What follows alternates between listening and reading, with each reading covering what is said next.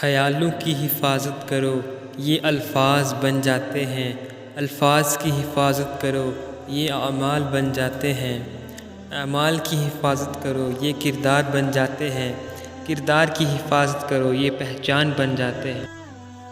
کبھی آنسو کبھی سجدے کبھی ہاتھوں کا اٹھ جانا، انسان جب ٹوٹ جاتا ہے تو اللہ بہت یاد آتا ہے۔ ہر عبادت کا پتہ نہیں ہوتا کہ وہ قبول ہے یا نہیں، مگر درود شریف ایسی عبادت ہے جو ادا ہوتے ہی قبول ہو جاتی ہے۔ سوچ اچھی ہونی چاہیے کیونکہ نظر کا علاج ممکن ہے لیکن نظریے کا نہیں۔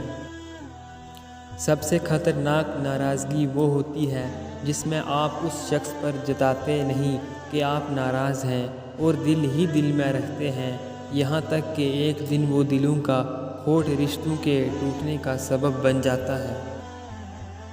سب سے خطرناک ناراضگی وہ ہوتی ہے جس میں آپ اس شخص پر جتاتے نہیں کہ آپ ناراض ہیں اور دل ہی دل میں رکھتے ہیں، یہاں تک کہ ایک دن وہ دلوں کا کھوٹ رشتوں کے ٹوٹنے کا سبب بن جاتا ہے۔ عزت جب عزتوں کے مالک نے دی ہو تو کسی کے برا چاہنے سے کیا فرق پڑتا ہے۔ ساری عمر کسی کے ساتھ کتنا ہی اچھا کر لو لیکن کسی مجبوری سے ایک بار ساتھ نہ دے سکو تو ساری اچھائیاں کنویں میں گر جاتی ہیں۔ کچھ لوگوں کو پچھتاوا بھی نہیں ہوتا، ہم سوچتے رہتے ہیں کہ شاید کسی وقت انہیں احساس ہوگا اپنے منفی رویے کا، لیکن ایسا نہیں ہوتا۔ یہ پچھتاوے بھی ظرف والوں کے لیے ہوتے ہیں، ملامتیں بھی انہی کے حصے میں آتی ہیں۔ بے حس لوگوں کے پاس صرف اپنا آپ ہوتا ہے۔ زندگی واحد پودا ہے جس کا بیج زمین کے اوپر اور پھل زمین کے نیچے ملتا ہے۔ درخت اپنا پھل خود نہیں کھاتے، دریا خود اپنا پانی نہیں پیتا۔ پتہ ہے کیوں؟ کیونکہ دوسروں کے لیے جینا ہی اصل زندگی ہے۔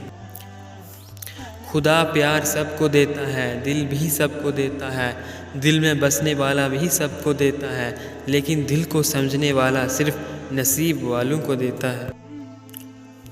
میں پہلے بہت ہنستی تھی، ہر بات پہ بے حد ہنستی تھی، تو ماں کہتی تھی استغفار پڑھنا، پڑھا کر نہ جانے آگے کیا دیکھنے کو ملے۔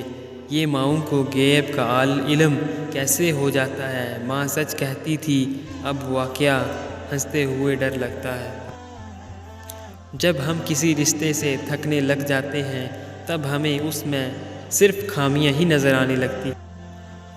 نبی اکرم صلی اللہ علیہ وسلم نے ارشاد فرمایا، تم اللہ تعالیٰ سے ایسی حالت میں دعا کیا کرو کہ قبولیت کا یقین رکھا کرو اور یہ جان لو کہ اللہ تعالیٰ غفلت سے بھرے دلوں کی دعا قبول نہیں کرتا۔